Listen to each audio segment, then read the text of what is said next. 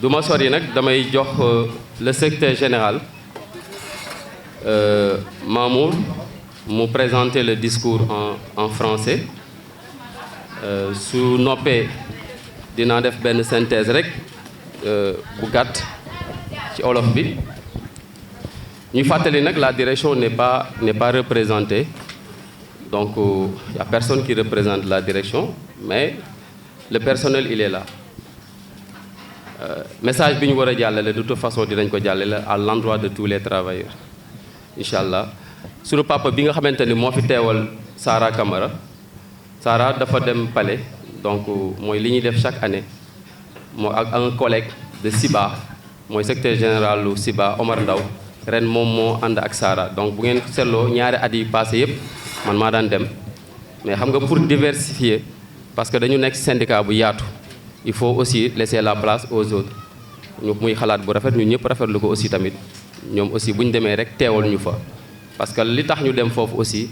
c'est pour défendre la cause des travailleurs qui est une cause noble donc votre attention ñu jox le secrétaire général. asalaamaaleykum wa rahmatullah mbooloo mi. Vous me permettrez avant tout de rendre grâce à Subhanahu wa Ta'ala de nous avoir permis et nous accorder une longue vie ainsi qu'à nos familles et d'assister encore à nouveau à cette célébration de fête de 1er mai, fête des travailleurs. Je vais bondir également, avant de faire le discours, prier pour notre cher pays, le Sénégal. Comme vous le savez tous, le pays vient de, en tout cas, faire vivre une troisième alternance avec l'accession au pouvoir de son Excellence le président Bassirou Diomaye Diakhar Faye. Que Dieu puisse l'assister, qu'il puisse accomplir cette nouvelle mission. Avant le destiné des Sénégalais, que dans 5 ans, que le Sénégal, que nous aimons, que nous chérissons tous, puisse aller de l'avant.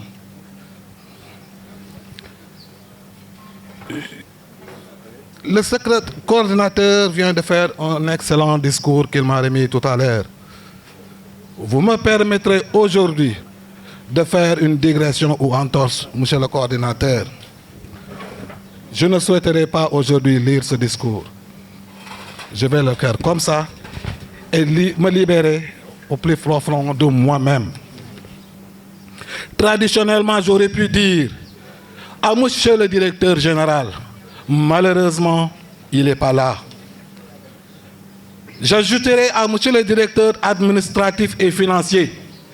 malheureusement, il n'est pas là. J'ajouterai à madame la directrice des ressources humaines, malheureusement, elle n'est pas là.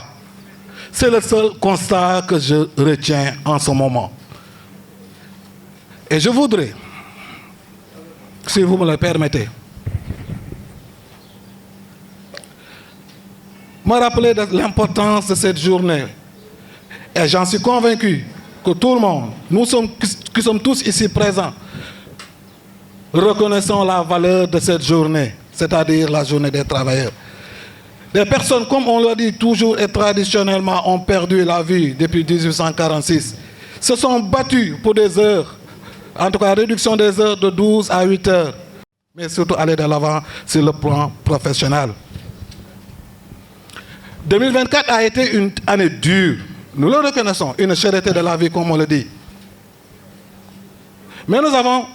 toujours cru à notre société, à notre pays, et on continue de le faire, et particulièrement pour notre société d'Amag. Cela, par contre, ne veut pas dire que nous ne continuerons pas, car c'est notre sacerdoce, notre mission en tant que délégués, de se battre toujours et éternellement pour un avenir meilleur en tant que travailleurs. Malheureusement, force est de reconnaître la direction générale de Damak ne nous prend pas en considération. Une journée aussi importante pour des travailleurs. J'ai fait bientôt 15 ans dans cette boîte.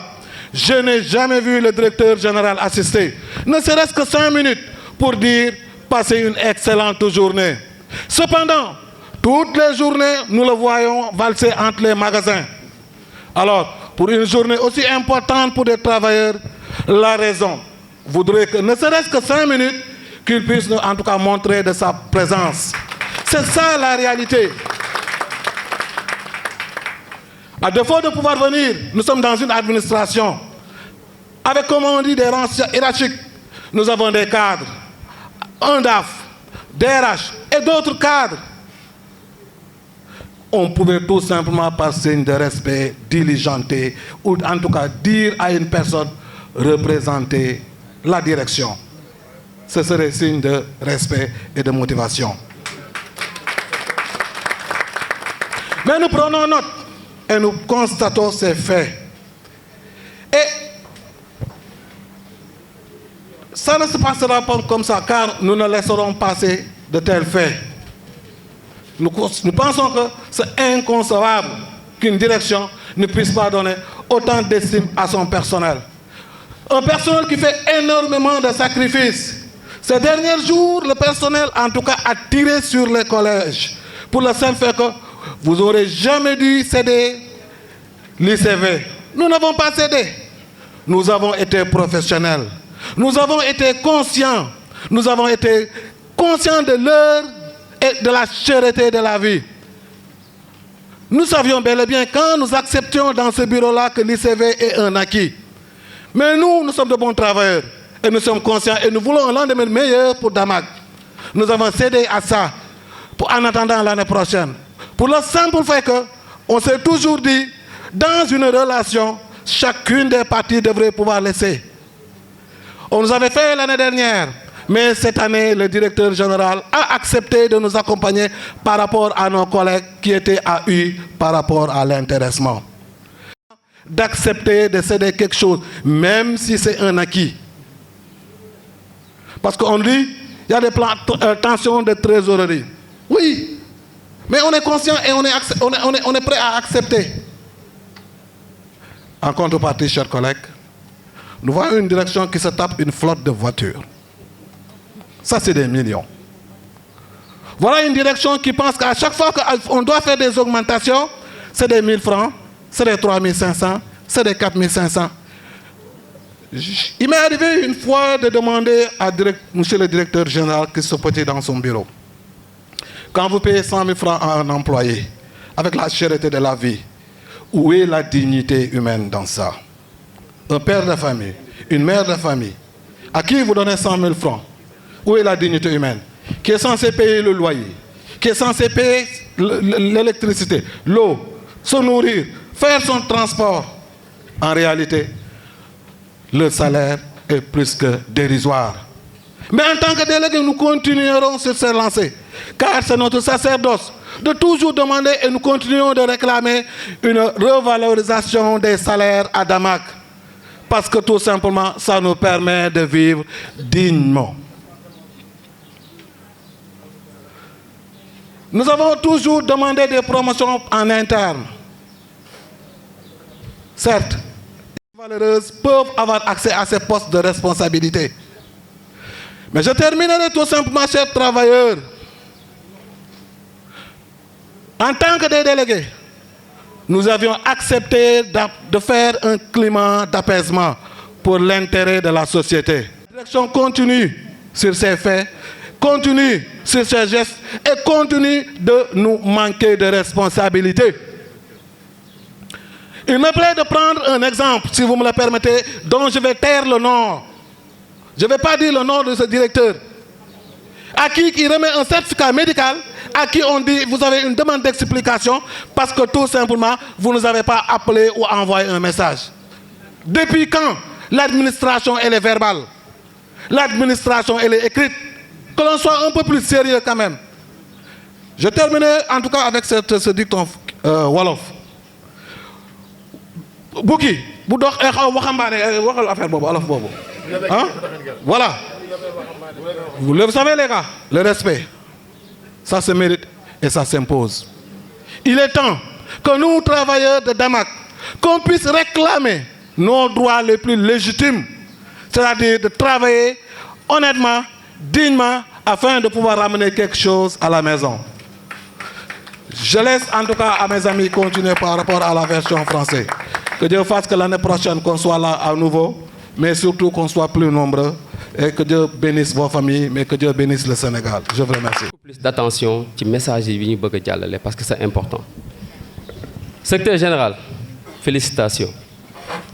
Tey ku la gis xam ni tu as parlé avec le cœur meurtri. Et c'est normal. Il faut rappeler une chose. Premièrement, du pour ay lekk ay naan. C'est une commémoration. Dafa am ñoo xam dañu sacrifier seen life, seen vie pour tey ñun ñu nekk dans de bonnes conditions. Ne serait-ce que pour respecter ñooñu. Ne serait-ce que pour ñooñu. Ñan lañ ko defal? Tous les travailleurs. Épargnez wuñu kenn, ni la direction. Ils sont des travailleurs qui sont là-bas. Ne serait-ce que pour respect boobu rek, tout le monde devait être là. waaye ñooñu bu ñu leen yeewaatoon tey jii ni leen ñi ngi ko yéen ko doon defal de tey lii lañ leen faye ñu am gàcce. Tout à l'heure bi ñuy def marche bi, une marche très bien organisée avec le secrétaire général Sara Camara qu'on salue de passage. Dama ni leen travailleurs yi waratul sax chaque année ñuy wàcc di marche parce que depuis combien de temps li ñuy xeex benn xeex bi la. Depuis combien de temps ba kañ? Chaque année li ñuy jooy moom la ñuy continuer di jooy te fajuwul ba léegi kon suñ taxawaay des na à tous les niveaux. Suñ taxawaay dafa des bu baax à tous les niveaux. Ba ci ñun liggéeykat yi suñ taxawaay dafa des. Ba ci ñun délégué du personnel suñ taxawaay dafa des. Direction waxaale wu ma ko. Li Mamour wax ni du lire discours bi pour tudd la hiérarchie aka doon neex ci xol bu ñu gëstoo gis suñ DRH wala ñu gis le directeur administratif et financier wala ñu gis sax benn cadre mu taxaw suñu wet jëmmal bés bi doon nañu am lu ñu neex lool. Mais gisuñu loolu lépp mais n'empêche que message bi ñu war a jàllale dañ koy jàllale. Amul ñu lenn lu ñuy xalaat wala lu ñuy xel ñaar ci li ñu war a wax pour ñu leen ñi dégg ko déedéet parce que dañu sacrifié wu pour liggéeykat yi xooluñu avantage ci dara. Gis nga délégué yi ngeen gis fii lijjantiwuñu ay avantage déedéet ñun xam nga ñen ñoo ñu ñor yéen les travailleurs pour que condition de vie yi mën a baax parce que ñun xam nañ ni moom tant que ñun ñu ngi yuuxu rek on est laissé en rade. Tant que ñu ngi yuuxu on est laissé en rade. Mais on a constaté que ci année yi quelques mois stabilité am na ci kër gi mais parce que ñun ñoo on a voulu que les choses se passent comme ça parce que liggéey aussi tant que amul stabilité mënul jàll. Tant que travailleurs yi nekkuñu ci jàmm ak salaam liggéey bi mënul dox. Mais nag bu fekkee ni dañ naan tekk rek toog direction bi ne ah kon ñii am nañ leen kon ça veut dire que ñoom ils ont voulu que la situation soit comme ça pour que ñun ñuy gën a manquer considération kon war nañu xoolaat suñu taxawaay bu baax. Li may wax soyez encore beaucoup plus sérieux dans ce qu'on fait. Accompagnez la délégation muy neex muy metti ñun nous serons là toujours pour vous accompagner. Amul tentation bu amul ñu teg ko ci délégation bi mais on a su résister ndax yéen nit nag buy xeex pour benn mbir am ñu tax ña muy xeexal dañ leen a war a yëg. Entrepôt fii am na problème wala amul problème travailleurs ñu ngi ñaxtu wala ñaxtuwuñu ana ñu tey ñaata nga fi gis te pourtant ci couloir yi la ñuy taxaw di wax li leen metti nangam ak nangam délégation bi dafa war a jug waa on combat pour qui? On combat pour les travailleurs. Il y a combien d'employés ici à l'entrepôt? ñi nekk entrepôt rek buñ fi teewoon maanaam nii la ñuy toll. On a combien de magasins? Où sont les autres travailleurs? Ñu ngi tëdd seen kër di nelaw. ñenn ñi ngi xëccoo 22 000 francs yi ñu leen di fay pour journée bi mais on a voulu que les choses se passent comme ça pour mu am benn équitabilité parce que fi concurrence tollu tey xel nangootul ñuy tëj magasin yi mais bu ñu neexoon ñun lii du am mais pour tawal preuve de compréhension ak fi réew mi toll ñun on a voulu que les choses se passent comme ça mais tey jii ñi tëdd seen kër yi di nelaw te bu ñu xëyee chaque jour délégué dem leen ngeen kaaseel ñu dem leen ngeen nangamal ñu est-ce que loolu dina motiver nit pour mu def li mu war a def non non sama papa ji yaay ñu ngi leen di gërëm ci seen teewaay bi macha allah kontaan nañ ci lool kontaan nañ ci lool. chers travailleurs dama bëgg ñu bokk ndey bokk baay iñaanante bi ci kër gi c'est trop soxorante bi ci kër gi c'est trop kenn bëggul kenn dem xam nga moo tax lu ñu tubaab bi teg rek à un moment donné ñun la mais il faut dire la vérité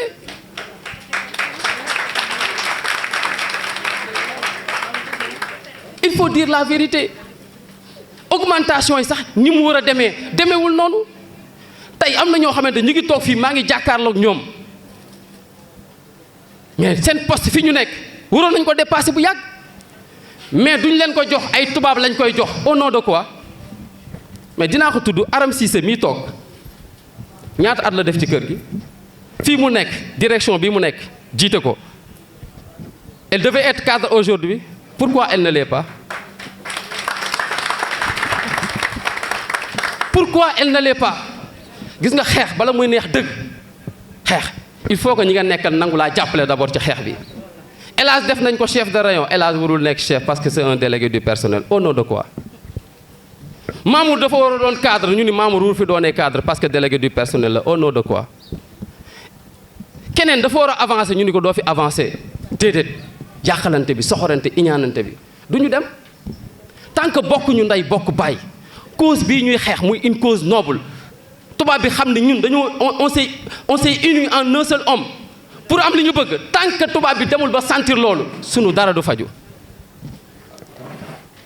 bu leen foog ni bu ñu duggee ci bureau petit B dañ koy raay Adama Diop du temps bi muy nekk coordonnateur il sait direction réunion sax daawuñu bëgg ñu daje ñun ñaar ñëpp ci réunion bi Mamour mii il sait ñii ils savent petit du bëgg sax délégation bi suñ dugg see plus de 5 personnes nekk fa parce que arrangé wu ko duñ ko raayal ci dara lan lañ fi amul ci acquis lan lañ fi amul ci acquis fii xeexal ko personnel bi da ngeen a fàtte barki Demba Ndiaye en 2018 bi ñuy def assemblée générale fii wala da ngeen a fàtte loolu lan lañ bëggoon a laal suñu acquis ñan ñoo taxaw délégation bi taxaw accompagné par tout le personnel et tout le monde était présent les cadres DRH tout le monde était présent parce que cause commune la parce que intérêt ñëpp la xoolal on voulait toucher à notre intéressement ñëpp a taxaw kenn liggéeyul tous les magasins de Damak étaient fermés petit lu mu wax j'ai été surpris de voir tous les magasins de Damak fermés parce que xam nga lu tax avantage bi laalul El Hadj rek wala laalul Mintou mi rek avantage bi ñëpp la laaloon cadre yi ah kay ku la ëpp salaire moo la ëpp intéressement kon loolu duñ ko nangu affaire bi noonu la demee moo tax ñëpp a daje woon fii ga ku ne di la woo ci suuf El Hadj bu mu jàll de Adama Diop bu affaire bi jàll de su jàllee ñu yàqu ok loolu moo am ñu taxaw fii affronté ko am sañ-sañ taxaw wax ak ñëpp wax ak presse bi yàq lu toll ni xamee petit dem ak moom inspection du travail ba ñu delloowaat ñu sunu acquis xeex yooyu la ñuy xeex Adama Diop du ma bàyyi ma fen à 2 jours de notre assemblée générale ñu ngi nii toog on me propose une promotion pour vous dire que ñun dara jënduñu dara fëqul suñu bët billaahi wallaahi su fekkee waxuma dëgg Adama Diop waxal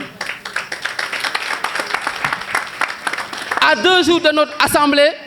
générale ici on me propose une promotion ma ni leen soxlawuma j'ai demandé à Ada de convoquer une réunion d'urgence ici ma ni leen man El Hadj su doon 1 milliard la ñuy yokk soxlawuma à 2 jours de notre assemblée xanaa loolu mooy jënd pourquoi defuñu ko reconnaître ni man liggéeykat laa ñu def ko fi ñu ko war a waxee parce que on a voulu faire du chantage non jamais ñun kenn duñu chantage ci dara lépp lu ñu war a xeex dañ koy xeex ak dignité ak fulla ak fayda kenn duñu jënd wante dama bëgg nag bu ñuy xeex pour yéen ngeen xam ni ñun dañuy xeex pour yéen nañ leen ko jaral bu ñuy xeex pour yéen na fekk ñi ñu koy xeexal ñu jar ko du ma leen ko nëbban délégation bi dañu découragé si nelawuñu yandarootuñu su boo ku ci am jabar tey dañ lay mere si ku ci am jëkkër ni nga war doo ko def parce que yaa ngi daw tout le temps pour l'intérêt des travailleurs. En revanche fee la ñuy toog ah délégué de seen bopp rek lañ fi nekkal y a certains qui le disent lan lañ fi nekkee ñun suñu bopp lu ñu xeex lu nekk ndax dañ leen cee ëppale fii ban membre du personnel moo fi mës a dem taxaw pour xeexal un délégué du personnel kenn mais délégué du personnel chaque jour ñooy xeex pour des augmentations tey 1er mai bi ñaata la ñuy fay 22000 ndax ñun suñu ngoor may nañ ñu dem di liggéey xalaatuñu ko 4 avril lu ñuy fay 22000 mais xalaatuñu ko ak yeneen avantage buñ fi mënti am ñun ñoo koy lijjanti pas plus tard que biñ toogee ci bureau madame Diallo Dieye était là ñu ne ko augmentation yi ni mu demee neexuñu parce que mënuñu concevoir entrepôt ñu ni mu toll 2 nit lañ fi yokkal au nom de quoi ñu wax ñu demeewul noonu mais malgré tudd nañ fa ay nit ñoo xamante ni seen ay conditions de vie fi mu toll la nekkoon ba léegi ñu jox ko madame Diallo pour mu jox ko monsieur Petit ba elle nous a même instruit pour que ñu def ko ci yeneen magasins yi j'ai fait un message n'est-ce pas dans le groupe pour dire à tous les délégués dugg leen ci magasin yi ngeen xool saytu cas yi nga xamante ni ñu ngi fi yàgg ba léegi avancé wuñ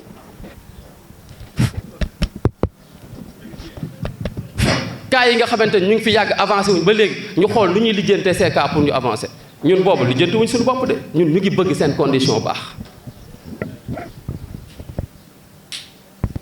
mais malheureusement parfois da ngay dégg lu la naqari ñun nag ci suñu fin de mandat lañ nekk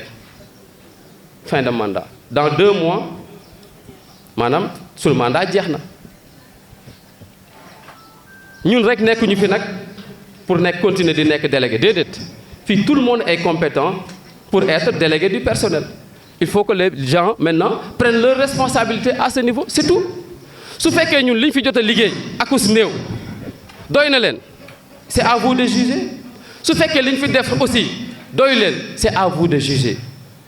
et tout le monde peut être délégué mais li ma leen di wax képp ku ci jël poste de responsabilité de délégué il faut l'assumer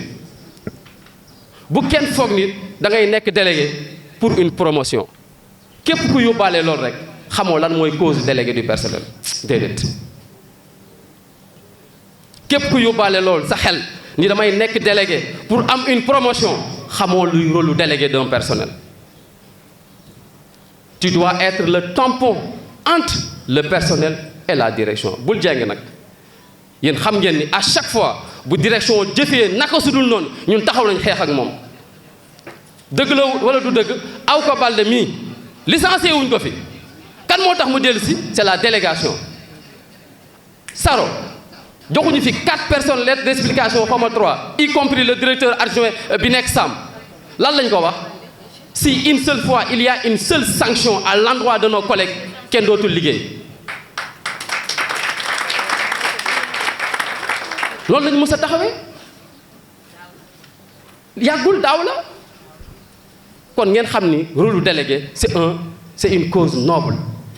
kenn waru ko caaxaane délégué yi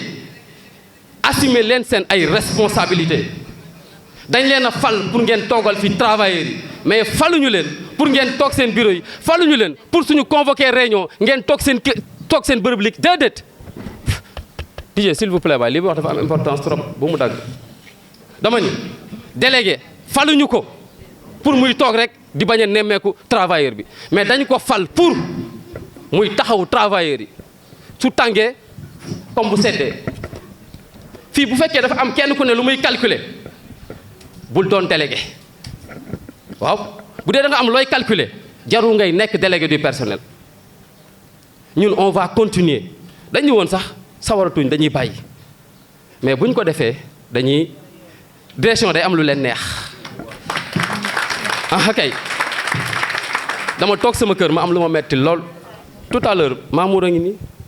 ci bureau la ñu toog mun ma hélas ndax xeex bi jarati na ko mu jigi mu toogaat mun ma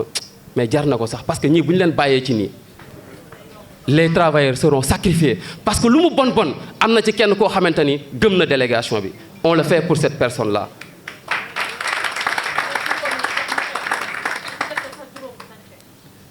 ñëpp fii yàlla def na relation yi ça se passe très bien ku ci jaaxle délégation bi ngay woo macha allah. Nous serons toujours là pour vous incha allahu rabbi. mënuñu nangu nag monsieur Petit à chaque fois bu ñuy casse pour les travailleurs mu ni Monaco je suis contraint parce que Monaco bu dee intérêt boppam la il peut le faire Monaco moom kenn dootul wax ay waxam bu ñu nee augmentation mu ni non Monaco dañu ma nangam ak nangam mais lan moo tax ñu bàyyi ICV bi ICV bi en fait c'est un acquis bàyyi leen ci xel bu baax a baax neewuñu ni Petit ICV dootu amat de tu sais que c'est un acquis c'est écrit signé noir sur blanc il faut que mu leer mais dañu taxaw ñi nekk utile tey utile dafa dugg biir casino ma explique mu leer nañ utile dafa dugg casino maanaam waxatuñu utile nii te wax naa ko Petit ma ne ko d'ici 3-5 ans tous les magasins de casino seront utiles ñu ni waa utile duñu am intéressement lu tax fu mu ko teg ma ne ko mais si dans 2 ans ou 3 ans tous les magasins de casino deviennent U comment tu vas distinguer le personnel de U et de casino ba nga ni ñii duñu am intéressement au nom de quoi yow yaa waxoon ni démarque inconnue bii tax nit ñi bañ a am intéressement démarque problème bi nekkatul foofu mais où se trouve le problème ñu nangu xeex nag pour U am intéressement ñu weñ loxoom délégation bi ku nekk xeex ci lim jour boobu toog nañ ba ci réunion bi sax mu naan Mass non pour bëgg a jël Mass en témoin ñu ko non ça ne passera pas fii on est là pour la cause du personnel ay nit ñu goree ngi nii ça je vous le dis di sacrifié wu pour travailleurs yi bàyyi leen ci xel bu baax a baax ñu xeex ak moom ci loolu ba mu mujjee nangu mu ni maintenant quelle est la solution c'est nous qui avons donné la solution pour que waa U yi am intéressement parce que tey jii dafa doon naqari lool yàlla xam na ko nga nekk ak un élément de U un élément de casino par exemple à U intéressement jot ñu yoo jox ko romb leen dem seen yoon te boîte bi yëpp di benn gestion bi di benn ñun suñu xel mënu nangu lool moo tax cause bi gën a noble ren jii ñu défendre ko mooy acquis bi ñu am ci intéressement bi pour U bi mu ni nag comme situation bi c'est un peu catastrophique léegi augmentation yi mënuma def ñaar yëpp parce que santé financière bi demeewul noonu ci lim ñu gëmaloon na ñun aussi on était sensible parce que bëgg nañ suñu kër avancé parce que buñ suñu kër avancé suñu salaire du tardé mais c'est ce qu'on avait cru message boobu lañ gëmoon moo tax ñu nangu bàyyi IC bi def augmentation par mérite mais on a vu que même augmentation par mérite yi ni mu war a demeewul noonu tey jii boo jëloon tey jii 450 travailleurs peut-être il y a que 100 ou moins de 100 qui ont été augmentés et c'était pas le but mais loolu moo tax ñu nangu ni nañ bàyyi ICV def augmentation par mérite parce que am nañu intéressement pour le personnel de U wante on s'est rendu compte que moins d'1 mois ñoom ñëpp ku ci nekk changé nga oto ba mu baax c'est-à-dire la ñu doon gëmloo du dëgg la ñu doon gëmloo du dëgg parce que dama koy rappeler fii bi ñu toogee ci bureau madame Diallo ñun ñoo ko xamal ni ko Petit changé na oto bu bees madame Diallo yëgu ko woon jour boobu dafa dem attaqué Petit ni ko mais li nga naan kër gi doxul ba ñu nangu defuñu augmentation bi war yow nga dem jënd beneen oto dal ci kawam mais tey jii nag kenn kaasul de tey jii ku kaasal personnel bi ci ni mu waree personne parce que kenn ku nekk peut-être dama jàpp lii la nga bëggoon am nga ko jubóo bi neex na lool mais su fekkee jubóo bi nii la nar a continuer ñuy léser personnel bi dañuy delloo buum ca boy ba te duñ ci dellu ginnaaw yota duñ ci dellu ginnaaw yota ñun amuñu lu ñuy ragal ak lu ñuy calculer que ñu avancé que ñu ñàkk avancé kooku xoolal ci yàlla suñu borom la dépendre kon li ma leen di dolliwaat rek mooy nañu gën a jàpp nañu gën a jàpp parce que xeex bi tàmbalewul tey de ngeen baal ma nag kàddu gi bëri na wax ji bëri na mais bés bi moo ko laaj parce que xol yi neexul. gis ngeen yéen bu ngeen ci gënee jàpp billaahi wallaahi bu ñu ngeen ci gënee jàpp ñu dépassé fii. nous sommes là pour vous ñun suñu délégation bi amul xàjjeeg seen kuy directeur ak ku dul directeur bëggu ko woon tudd de moom mu ngi nii un directeur de magasin ñu jox ko lettre d'explication bërki démb ndax lan mu feebar consulté par l'infirmière de la maison mocc fa repos médical am jox ko son adjoint mu déposé ko à la direction ñu indil ko lettre d'explication loolu la maamu doon wax sànq en français. Dans quel monde sommes-nous? Dans quelle entreprise sommes-nous? loolu la naan depuis quand yëf yi c'est verbal. L'administration elle est verbale. Depuis quand l'administration elle est verbale? Mais loolu au nom de quoi? Mais nous on a pris notre responsabilité. J'ai appelé le DAF ma ne ko DAF mu ne ma naam ma ne ko est-ce que tu as yëg nga li xew mu ne ma déedéet ma wax ko ma ne ko nag 1er mai lañ jëm. Et on ne voudrait pas que situation bi ni mu mel nii mu stable nii que ñu entaché ko parce que on est prêt pour si une seule fois une sanction mu dal ci kawam ñun on va descendre ça c'est sûr et certain xooluñu ci directeur xooluñu ci subalterne xooluñu ci cadre xooluñu ci kenn ñun délégation bi rek moo mës a taxaw xeex pour cadre laa la wax laaluñu fi woon monsieur comment il s'appelle monsieur Ba ak l'autre Tafa. Qu'est-ce que Petit a dit? J'ai été surpris de voir les délégués du personnel défendre un cadre. Mas, n'est-ce pas ce qu'elle avait dit? Les délégués subalternes di xeex pour un cadre parce que mu ngi ko doon xaar ci cadre yi comme ci laaj nga ni Petit prends tes responsabilités ñun ñoo taxaw ñu ko du fi amee tey du fi amee suba mu ni léegi vous m'avez donné une idée de ce que je dois faire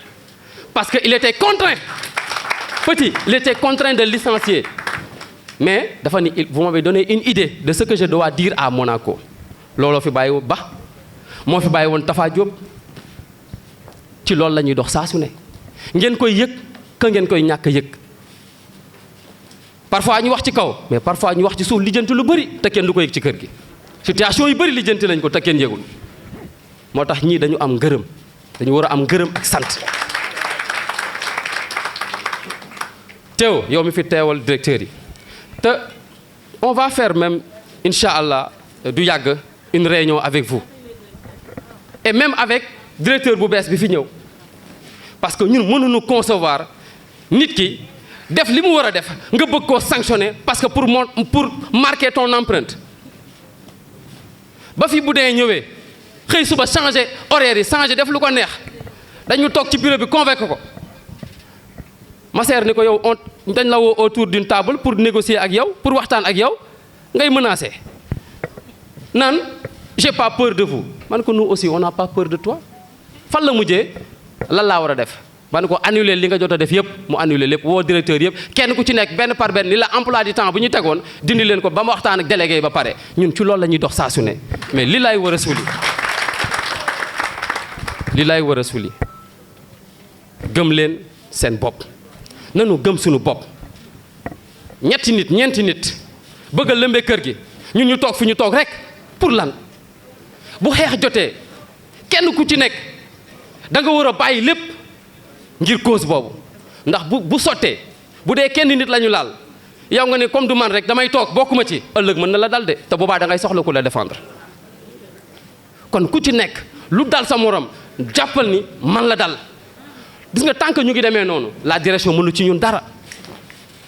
kër gi nag ñi fi gën a ancien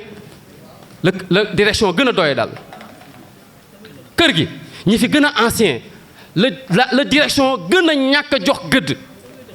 si je vois un Ndiaye Seck là 26 ans de service aucune considération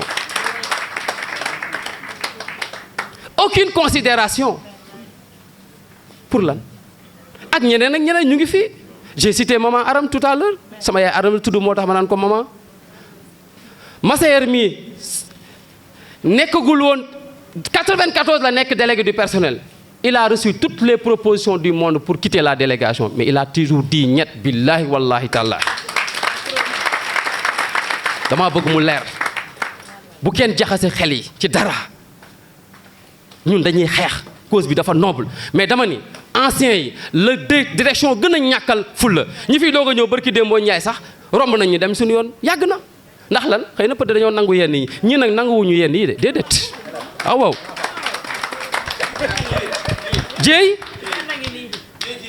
Dieye qui elle est déléguée elle a fait 23 ans de service dara vieux Dieye mooy ñaari ji ak ñeneen pour ne citer que ça xoolal góom bi fépp lay mettee papa billahi wallahi non parfois il faut le dire ba ci yow mi Olivier tu es lésé et tu le sais mais mënoo wax en réunion de délégué bi ñuy doog a samp délégation dama ni monsieur Petit mun ma naam ma ne ko madame Diallo doit être reclassée cadre mun ma oui ça va se faire dëgg la wala dëgg et il l'a fait 3 mois après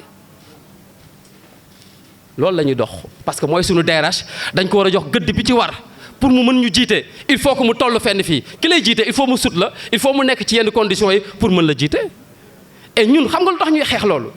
est-ce que xam ngeen lu tax ñuy xeex pour directeur yi seen condition gën a baax parce que kenn ku ci nekk ëllëg mën nga nekk directeur du magasin ñun waruñu jàpp ni rek ñun la rek ñii la ñu war a déedéet waru am xàjji ak seen un chef de rayon moo war a gën a baax salaire ki mu jiite un directeur de magasin moo war a gën a niveau am gën a baax que ñi personnel bi mu yor mais bu fekkee yow sa personnel bi nga yor ñoo la ëpp salaire yow directeur bi boo waxee duñ la faale loolu mooy li am loolu mooy li am moo tax ñun aussi tamit mooy li may wax rek nañu gën a defaraat suñu taxawaay nañu gën a taxawaat suñu taxawaay defaraat sàppe yi ànd bokk ndey bokk baay te xeex bi mu nekk xeex boo xamante ni ñëpp ciy àndandoo directeurs yi gën leen jàppale travailleurs yi waslu leen seen àq lu ngeen mën waxtaan leen seen biir ngeen xam ni kër gi doxul ah kay mën ngeen ko vous pouvez le faire si on engage le combat ensemble on va réussir ensemble si on engage le combat ensemble on va réussir ensemble di sant ñëpp di gërëm ñëpp salaamaaleykum wa rahmatullah. rek ne certes je suis à la direction mais comme ni ko gars yi waxee je représente pas la direction bien vrai que fa la nekk je représente pas aussi non plus les cadres parce que je viens tout récemment d'être nommé cadre te aucun de mes anciens ne m'a pas donné l'ordre de venir. Sur ce, je ne vais pas vraiment forcer la représentation ici. di wax aussi ne Badou Ndiaye bon il a appelé nee na bët yi mooy métti mais bëggoon na ñëw pour jëmal bis bi gars yi li ñu wax yëpp du ma ci dellusiwaat benn combat la mais man dama gis ne am na beneen combat bi ñuy wax ni c'est pour le personnel mais combat bi nga xamante ni aussi war nañ ko xeex te war cee bàyyi xel bu baax moom mooy outil de travail bi nga xamante ni moom mooy Damag ñun ñëpp fi la ñuy suturloo kenn warante wu ko en 2009 ou bien avant sax en 2005 ba 2014 nous étions li tubaab di wax naan le seul coq de la basse-cour ñun dong ñun ñoo fi nekkoon au niveau du Sénégal dans le secteur de la grande distribution et personne aujourd'hui n'aurait pu comprendre que en 2024 dinañ fi gis Auchan dinañ fi gis Exclusive dinañ fi gis Carrefour te léegi Intermarché soo matul dina fi ñëw est-ce que jotul chers camarades ñi def des états généraux pour la Damag ñun fii la ñuy suturloo fii la ñu am fii la ñuy jëlee lu ñu yóbbu suñu njaboot su fekkee ñun amuñu benn combat boo xamante ni fii mënuñoo xalaat lépp loo xamante ni tey lu mën a jëmal kër gi kanam parce que il faut kër gi jëm kanam ñu mën a xeexal ak yelleef pour le personnel bu kër gi demul ñun duñ dem kër gi moom mooy gaal gi ñun ñoo nekk ci biir gaal gi est-ce que jotul nag pour ñu def des états généraux xalaat xool nan lan mën a xoole nan mën a taxawee kër gi ba mu jëm kanam parce que sinon puso bi nga xamante ni dañ ko hérité woon ci sunu mag ñi fi dekkoon nuyu maire Fatou Mbow mi nga xamante ni yàgg na fi ba dem retraite di ko ñaanal puso boobu dinañ ko réeral effectivement l'année dernière hausse électricité rek impacté woon na Damak à hauteur de 250 millions ren lan moo xew c'est la cherté de la vie on a eu des pertes de clients am na ay clients yoo xamante ni ñëwul mais bu clients yi ñëwul xaalis bi du ñëw bu xaalis bi ñëwul nan lañ mën a xeex. Donc on doit voir au niveau de tous les magasins, au niveau de tous les secteurs. Dieu a fait qu'au niveau de Damak, chaque délégué, fi mu nekk waxuma délégué yi nekk ci magasin yi sax mais ci ñëwee schéma architectural la nga xamante ni moom moo nekk ci au niveau de Damak fu nekk am nañ fa benn délégué ku nekk am nga loo fa xam ku nekk am nga loo fiy gis na gars yi sincère ñu toog ñu waxtaan ñu xool lan moo doxul ci kër gi. Certes Monaco moom moo yor yenn décisions yi mais yorul toutes les décisions ah. am na yoo xamante ni fii lay jógee en 2018 bi ñu yëngalee kër gi Monaco en 2 jours fii leen débarqué ñoom ñi ñëw donc pour entendre le ton de notre voix xam nañ par quel canal passer pour loolu am donc yenn yi ñun suñu wàllu bopp ñun membres du personnel ñun ñoo war a xool déjà lan moo doxul fan moo doxul problème bi au niveau de l'entrepôt ci elle a souligné tout à l'heure les gens de l'entrepôt qu'est-ce qui s'est passé ñoom au moins tey waroon na leen mën a gis fii ñoom ñu tax wax ko Saro si Plaza Almadi est-ce que y a quelque chose là-bas ci bis yu mel nii lañ ko mën a jëmale à part peut-être les jours yeneen jours yi nga xamante ni xëy na nañ ko wax beneen délégué bi indi ko au niveau de la délégation mais jàppoo bi fii la dese ci ñun il faut ñun ñu jàpp il faut ñun ñu xam li ñu bëgg te buñ ci toogul aussi waxuma la Intermarché waxuma la exclusive waxuma la Auchan mais leneen ak leneen dina fi ñëw fii bi ñu fi nekkee entre 2005 ba 2000 presque 9 ou 10 ou 11 mais lu ne mënoon nañ ko fay am mais est-ce que instant boobu xalaatoon nañ jéem a préserver lii actuellement est-ce qu'il n'est pas trop tard moi je dis non il n'est pas trop tard nañ ci toogaat suñu biir nañ xoolaat nan lañ mën a taxawee parce que si bu fekkee ñun mënuñoo taxaw jéem a xool nan la ñuy waxtaanee suñu biir nan la ñuy jëmee roye suñu rôle d'alerte toog ak la direction wax ba mën a koo yëg wax ba direction yëg nous je dis aigu bi dina réer ngeen baal ma du ma gudd parce que li gars yi wax yëpp wax nañ ko di leen sant di leen gërëm encore une fois merci. comme ni ko sama camarade yi waxee pratiquement mandat délégation bi jeex na 2 mois moo ñu dese ce qui veut dire que dañuy dem vers de prochaines élections syndicales. li ma ciy wax mooy lenn mooy képp ku xam ni yaakaar nga ni mën nga apporter dara à la délégation de grâce bu ñuy defee li si pour bindu na nga bindu pour ñu changer collège bi bu fekkee ni comme ni ko El Hadj waxee li ñu liggéey doyul ñeneen ñëw bu fekkee li ñu liggéey doy na ñu reconduire mais n'empêche que Damak tout le monde chacun est délégué du personnel chacun est responsable parce que ñi fi nekk ñëpp ku nekk fi nga nekk yaa responsable ci loolu mais nag li ñu ay nit bu ñu booloo il faut am lu leen jiite il faut am ku leen jiite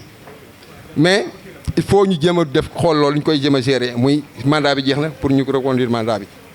li may wax nag mooy ci premier mai bi ñu wax ni manque de considération à la direction nekku fi DAF bi nekku fi DRH bi nekku fi ñu rek ñoo fi nekk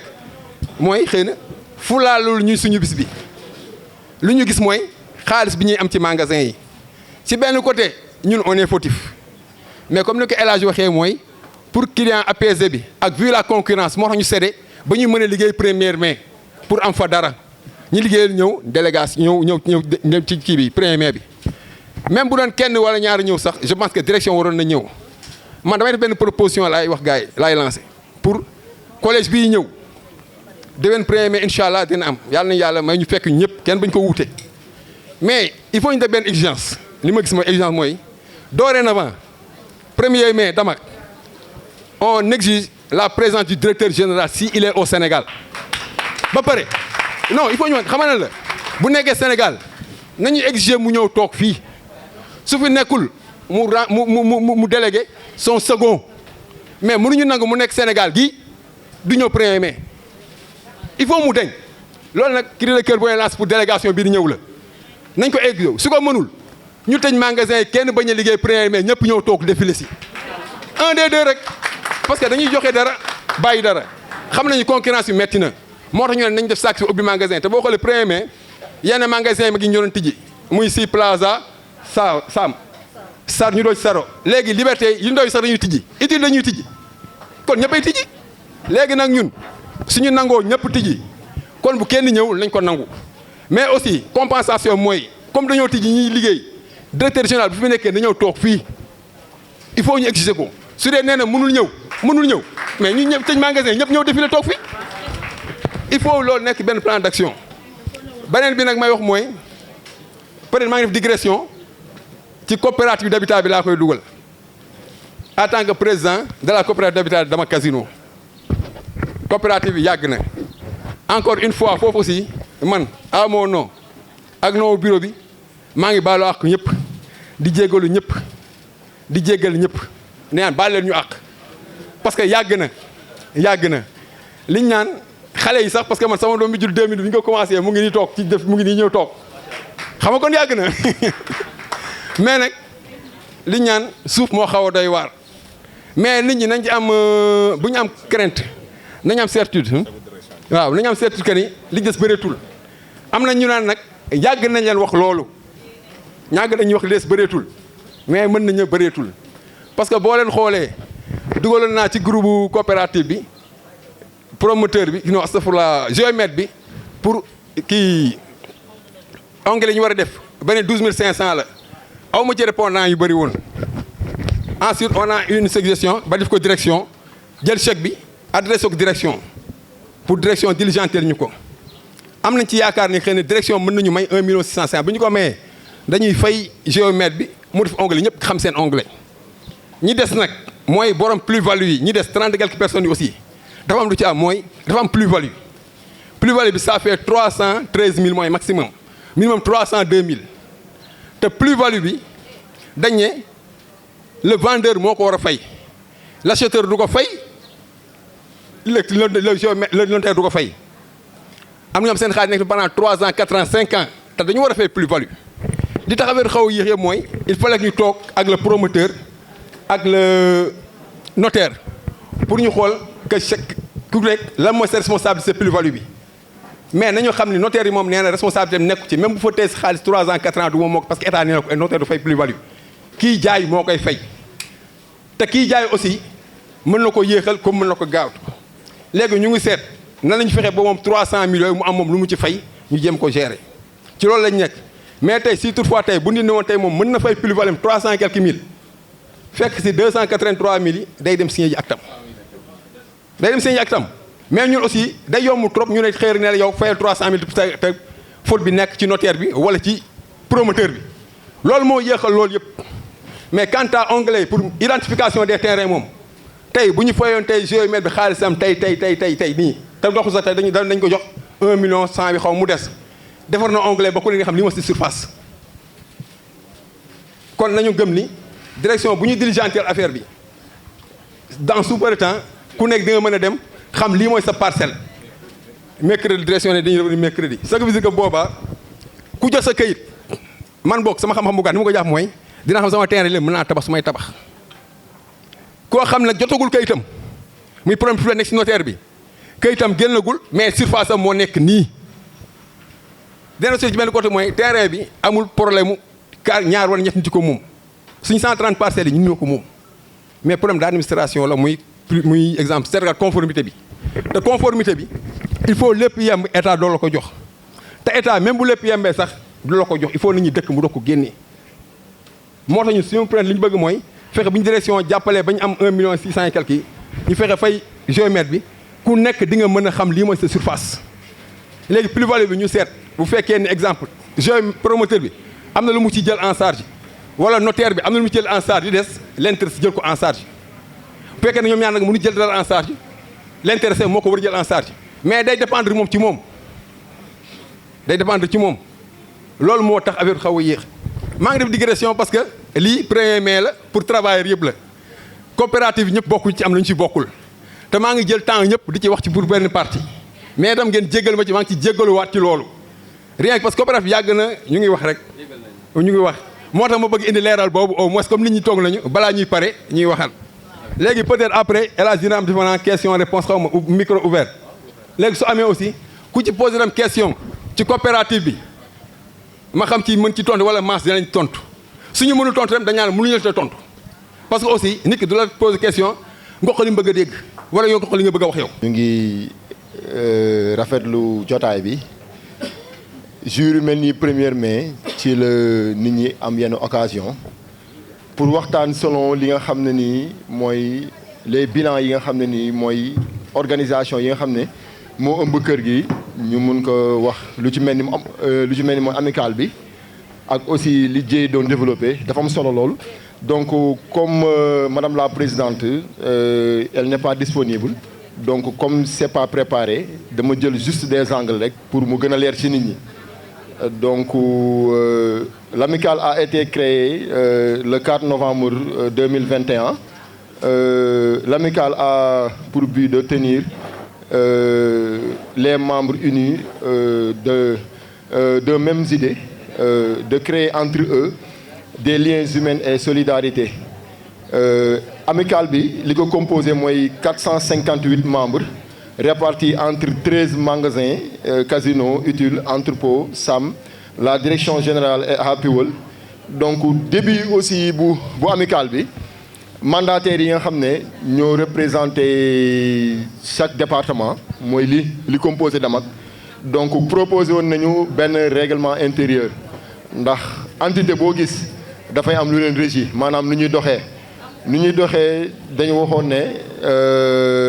dañuy accompagner le travailleur mu am comme une deuxième famille pour une caisse de solidarité. Donc ñu proposé woon ne normalement bu ñu defee cotisation yëpp ba pare li ñuy njëkk a def mooy képp ku am décès rek war nañu yëkkati 150 000 francs jox la. Décès nag parents proches la ñu wax muy père mère enfant époux et épouse. Donc voilà ak 150 000 francs ñu ne woon baptême ak mariage dinañu octroyer 50 000 francs. ñu ne pèlerinage Rome ak Mecque dinañ joxe 100 000 francs. Retraite aussi dinañ joxe 100 000 francs. Donc bi ñu defee montant cotisation depuis novembre 2021 ak avril 2024 les cotisations s'élèvent à 12 702 000 francs maanaam ci 3 ans. Léegi l'amicale a eu assisté 164 membres donc répartir soit membres 40 membres ñoo am décès à hauteur de 6 millions de francs bu ñu ko calculer ci 150 000 francs yi ci 40 membres yi da lay revenir daf ñuy revenir du moins pardonnez-moi à 6 millions. 119 membres pour mariage ak baptême mu jox ñu montant wu 5 95 000 francs. Pèlerinage 4 personnes ñoo ci bénéficié gu muy 400 000 francs. benn retraité de 100 000 francs boo defee total bi récapitulation bi mu jox la 12 450 000 francs la ñu jox ñi nga xam ne nii mooy les bénéficiaires mooy ñi am dëj ñi am mariage ñi am takk ak aussi ñi dem màkk ak aussi mooy ñi retraité. Donc bi ñu defee inventaire le 30 avril 2024 keesu amicale bi 252 000 francs moom moo ci des waaw. Des fois tamit aussi dinañu retrouver wu avec mu am ay bénéficiaires yu bëri moom mu am ay demandeurs du moins donc kees gi du am xaalis parce que revenu bu amicale bi lenn la rek muy cotisation 1000 francs te ku ne xam na ne sur 525 personnes donc.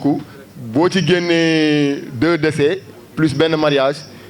3 personnes moom moo ci mën a bisee wu boo amee demandeur 4 à 5 personnes donc file d'attente lay am pour nit ñi ñu mun di am compréhension yooyu. ñun nag ñu ngi jéem a waxtaan demandeur ci par rapport ak boo amee mariage nga ñëw pour demander 50 000 francs wala boo amee maanaam décès moom mooy priorité bu amee ñi nga xam ne dañ nekk ci file d'attente bi. ñuy xaar seen 50 000 francs bu amee décès xaalis bi ñëw ki am décès lañ koy jox donc mooy priorité ndax dee dafay bette te mariage dañ koy pare ngénte 9 mois la durant 9 mois yi mën nga bëri lu bëri loo ci def boo ko sa natt comme Damak wala yu demee noonu voilà donc aussi juridiquement am nañu récépissé délivré le 5 mai 2022 par le gouverneur de la région de Dakar. Donc amicale bi def na benn activité muy don de sang li nga xam ne mooy geste noble bu ñu waxee don de sang mooy tu sauves des vies jaamu yàlla gënu ko jege. Donc loolu noonu laa jëloon rek muy angle yi nga xam ne peut-être mënul ñàkk ñu partager ak yéen di leen wane ne l'amicale c'est comme une deuxième famille ñu ngi xalaat yeneen activités yi nga xam ne nii dafay générer xaalis di dugg ci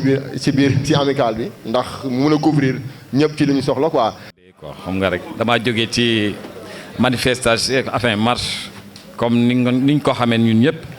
loolu moo ñu fi indi tey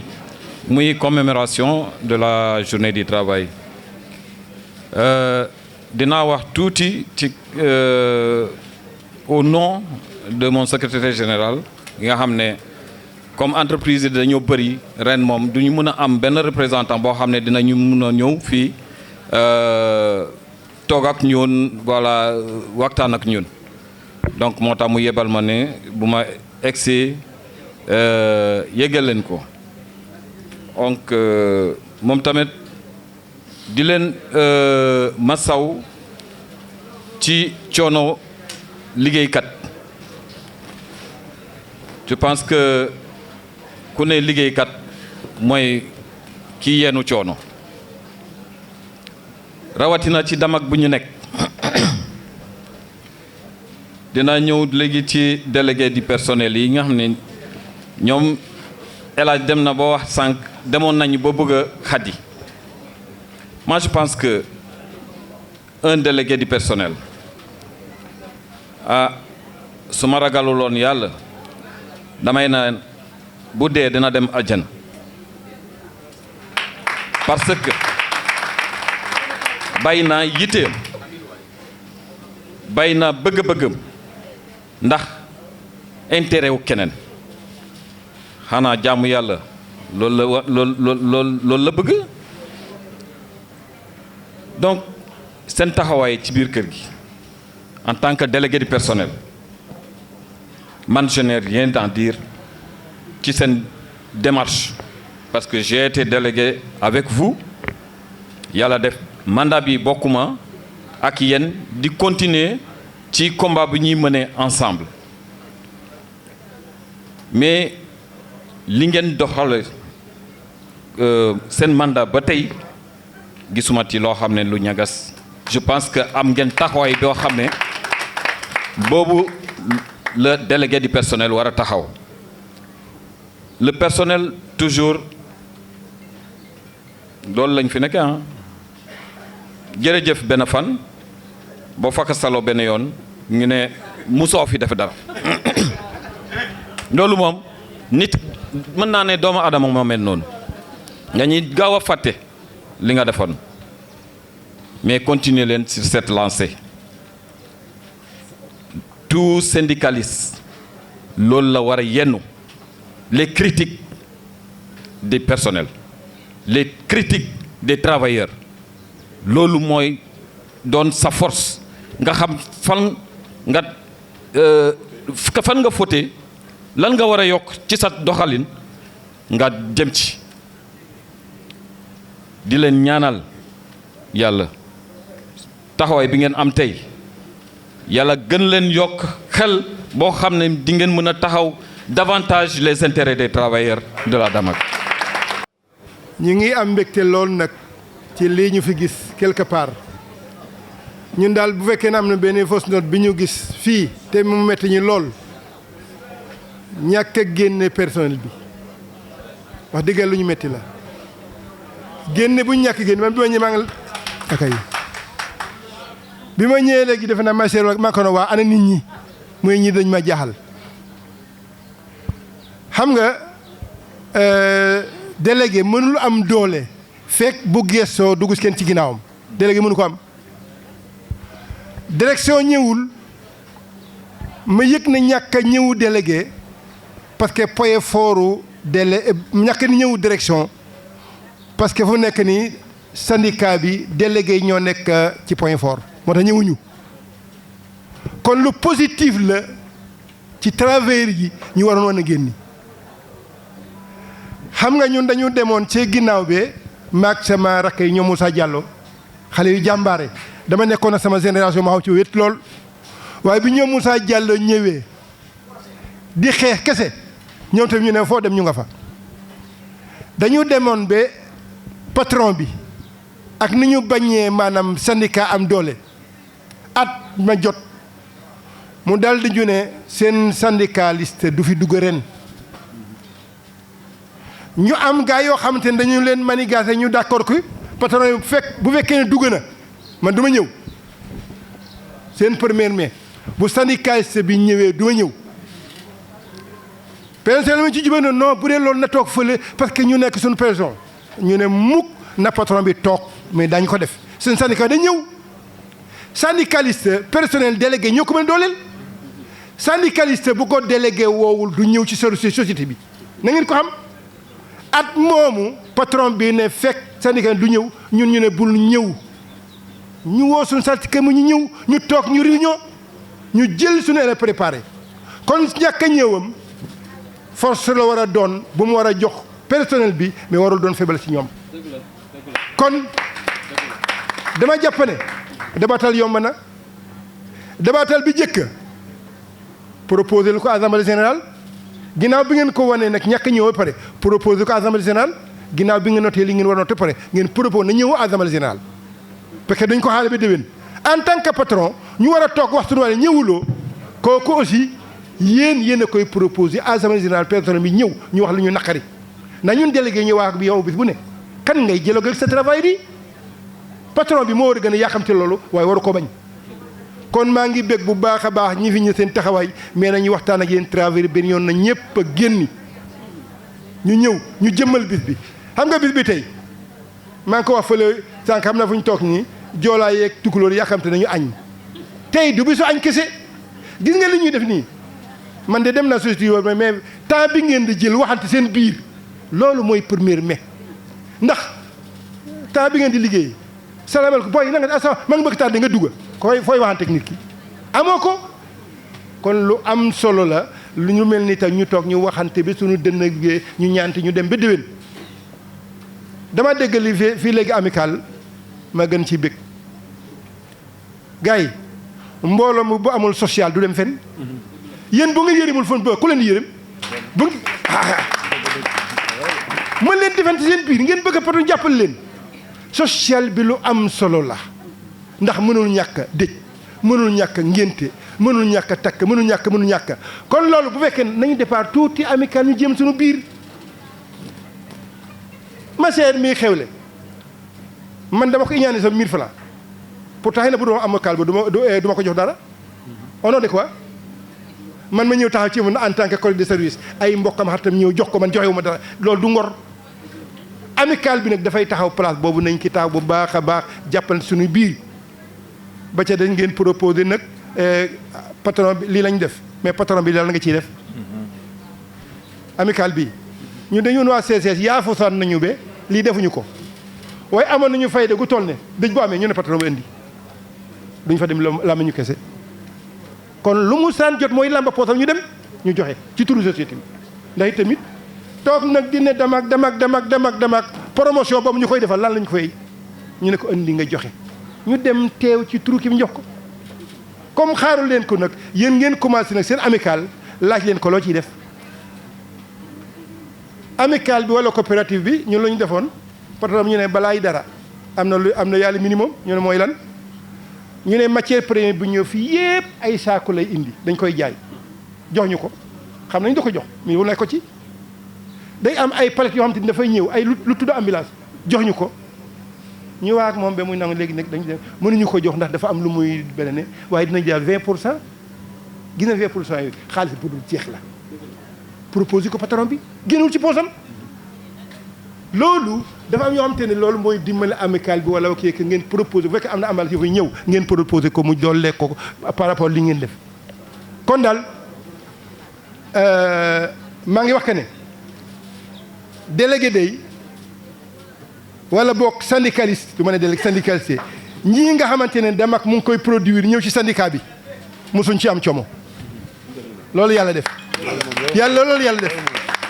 ndax force syndicat bi nag CCS la musa doon ak Damak ñenn ñëpp dañu daan yóbbale loolay dëgg mu commencé bay dala yàlla na ko yàlla jégal ci yërëm ko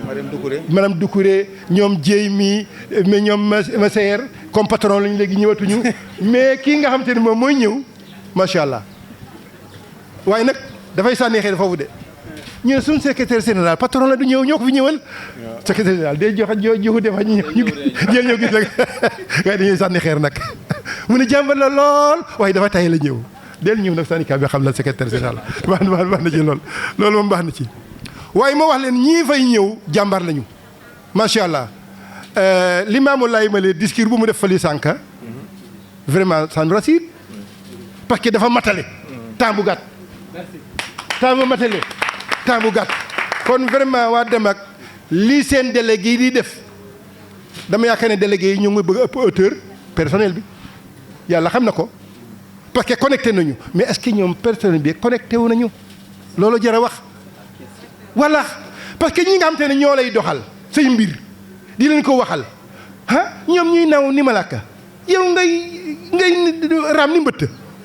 gars yi boo baaxul nañ ciy jóg am na ki fi wax léegi defe na Marcel wax syndicalisme wax naa fekk na ma wax ko fële syndicaliste yi dafa dem dëgg nag du fóotu syndicat à 100% de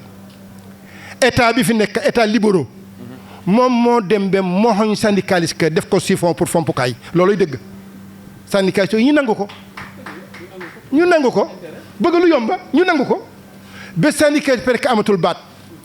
mais na nguur gi xañ syndicaliste yi baat xëy na ndax intérêt mais travailleurs yi bu ñu ko def mukk du seen avantage ndax ñoo yore seen baat di leen waxal dama ne tilimaayu mécanicien wala huile bu fay ne boo taxee nga ne mécanicien amul njëriñ ci dëkk bi xaaral bi sa oto paan bul xeeb sa délégué mukk ba nga ne am fi njëriñ ndax am na yoon tey moo koy dox kon li mu wax sànq syndicaliste yi la ñu tuuti ba activistes yi ñu leen di teew léegi activistes yi mën nañu la coowal ci rajo dool li télé de mais fa la ñu yem mën nañu la coowal ci rajo nga siiw sa mbir mën nañu koo gën a siiw ci rajo ak télé mais fa la ñu yem lii mbokk mi wax léegi hélas lii saara rek la ba Sénégal di ko bénéfice wu léegi ci CDD syndicat yi ba nga xamante noonu la demee xamuñu ko kon ginnaaw bi nga xamante ne maanaam activité yi coow na ba pare fa la yem. ñaanal jàmm te di ka ñaanal sama bopp di présenté wu rek man Moussa Diallo bon ancien délégué du personnel mandataire syndicat et secrétaire général chargé de l'organisation et secrétaire général du secteur du bâtiment. donc di leen sant nag yéen ñëpp di leen gërëm parce que les Fatim Cissé xam nañ ma ñoom Marème Doucouré et consorts ak jëm siyaasi Baydala yàlla na ko yàlla jéggal yërëm ko ak sunu camarade sunu pa kii Diagne pa Thierno Diagne donc di leen gërëm yéen ñëpp mais sànq bi El Hadj di wax dama kontaan pourquoi ma kontaan parce que man bëgguma gis ku naafeq man dama dëggu te su ma gisee El Hadj di wax day mel ni man maay wax boo gisee nag ma jàpp ko parce que depuis may ñëw premier mai ñëw di ko gis muy wax ma naan Saara kii kan la mu ne kii mooy El Hadj ma ree ma di non parce que toujours damay bëgg ay Saara Camara yu bari parce que benn Saara Camara rek baaxul foog ñu am yu bari te tey table bi ñii toog nii xam nañu di gën a ñaaxaat personnel parce que bi ma ñëwee gis personnel bi toll nii dama ne ana gaay yi parce que fii da daan fees ba si biti mais si benn côté vraiment je suis vraiment désolé ngeen baal ma si mot boobu je suis vraiment désolé parce que waroon ngeen ëpp lii presque entreprise yi may dem yëpp bokk ngeen si ñu gën a organisé wu bon tey su ma demee ba gis ni tey ay benn nit ñaari nit damay ree man ka kay wax mais it alhamdulilah di gërëm jigéen ñi parce que tey boo xoolee jigéen ñoo fi ëpp yàlla na leen yàlla suturaal bon ma déggaat nag beneen wax bi nga xam ne vraiment si seen ay augmentation ay 5000 ay 10 non man damay ree non pourquoi may ree parce que ngeen baal ma sama xol moo bon parce que dafa am yi nga xam man mënuma ko seetaan pourquoi mënuma ko seetaan parce que kii mën na liggéey loolu kii mën na liggéey loolu jéey mën na liggéey loolu mais pour ñu mën a liggéey ba parce que seen secrétaire général miinuma ko pour ngeen mën pour ñoom mu mën a liggéey ñu mën a liggéey loolu yéen ñii yéen a leen war a mën a jàppale parce que man benn parenthèse bu ndaw rek j'ai fait 7 ans yi nga xamante ni bi may liggéey à la CCS pour ñu def augmentation généralisée juróom-ñaari at de 2004 à 2011 ma di ko liggéey travailleur bu nekk daf may indil bulletin man soxlu ma salaire jox leen ñu catégorie yi fii seen ancienneté tout ñu mën a liggéey juróom-ñaari at bi ma liggéey jox ko saara kërëb dafa ma jàll lii man sax mënuma ko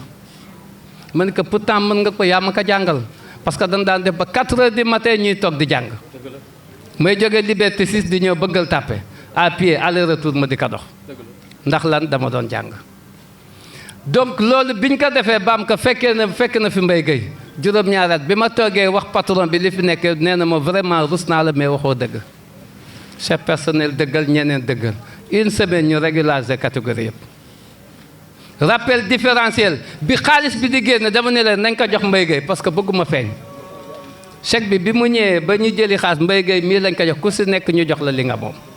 te loolu lépp délégué de personnel moo ko liggéey moo tax su ma déggee sànq seen waxtaan vraiment na ma ngeen baal ma sama xol bi dafa jeex parce que mënuma gis seen ay greffage seen ay tagal te lii ëpp na seen salaire li seen bopp yi ëpp na seen salaire parce que ni ma déggee ni amu leen dara quoi qu'on puisse dire ni ma leen gisee ni xam naa ne amu leen dara parce que su ma gisee ñu naan un chef de rayon affaire amu leen sax 200 000 affaire man damay ree et que man bi may ñëw jàng li ma jàng wallahi azim bi may ñëw di jàng li ma jàng dama fekk travailleur 3e catégorie ma plafonné leen à 7 ñii agent maîtrise chef de cadre dama ñëw fekk chef de cadre nekk 7e catégorie mooy yóbbu ko agent maîtrise niveau 3 je le dis haut et fort te ku gis saara laajte danaan la Moussa Diallo moo liggéey loolu lu tax loolu parce que tey le président Diomaye yéen ñii ñun ñëpp incha allah si kàttanu yàlla daañu taxaw si sunu kanam borom di ko layoog sunu borom parce que ñii di nekk délégué yéen li ngeen gis ba fal leen ëllëg yàlla dina leen ko laaj ñoom it yàlla dina leen laaj ñii bi leen falee est-ce que réglé woon ngeen seen problème nee naa maa gën a dëng waaye toujours sama ngor sama jom may jàkkaarloog sama morom di sëgg bi ma juddoo nag ba léegi xëy na alhamdulilah yàlla dafa def lool si man ma hérité que si samay waajur parce que dëgg naa lool mais du ma dox ba ni kii moo fen loolu bi ma ko defee ñii doy nañ ma seede ma toog at ak ñetti weer feebar liggéeyuma 1 an 3 mois directeur général ne kii bu salaire am manqué ñu jox ma augmentation solo jox ma congé maa ngi si repos médical ma ñëw ñu changé sama catégorie jox ma beneen poste ba tey jii fii may toog di wax ak yéen patron bi mooy sama patron bon amatuma chef de service ndax leen dëggu muy billet avion visa tout wax ñëw nañ ba si man ni ma waxal dëkk boo bëgg dem ñu jox la nga génn suñu entreprise man leen xalaatu bokk maa ngi xool bi si penc ci ëllëg bu ma jàkkaarloo travail lan laay wax suñu borom si la ma jàppee ba léegi mais dara jaamu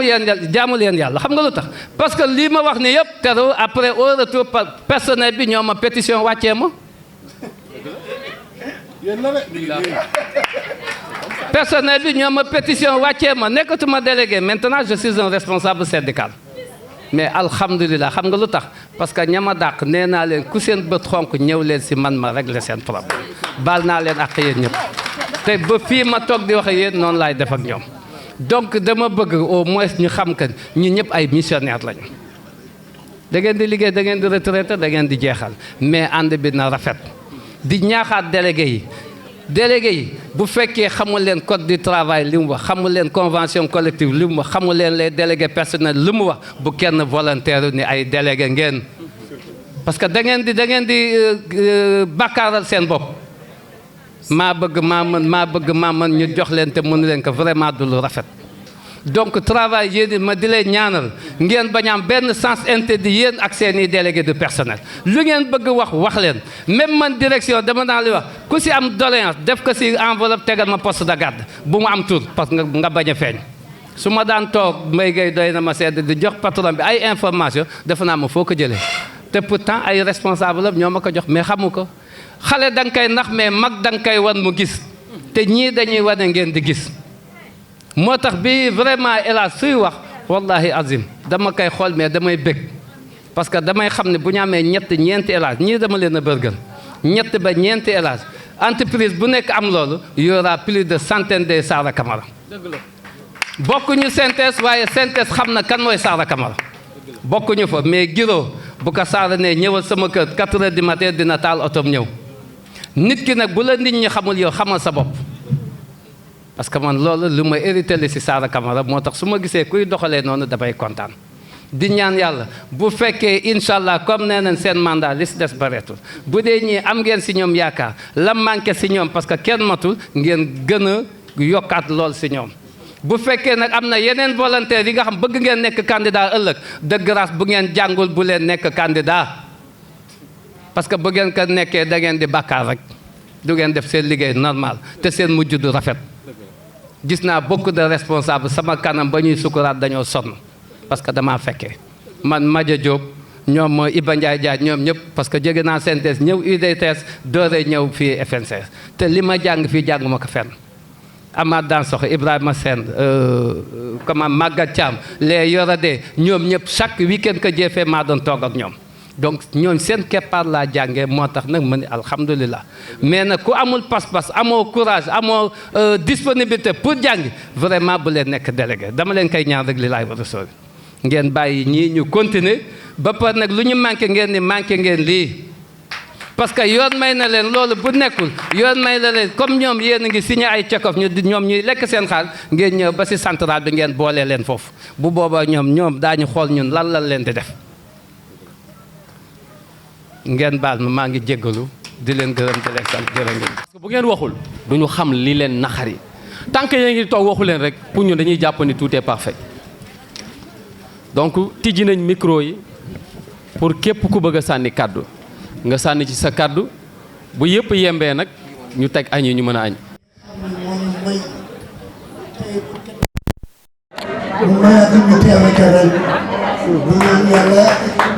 ñu teewe ko déwén Sédhiou laa tudd jardinier laa fii si Samb fekk naa fi monsieur André Philippe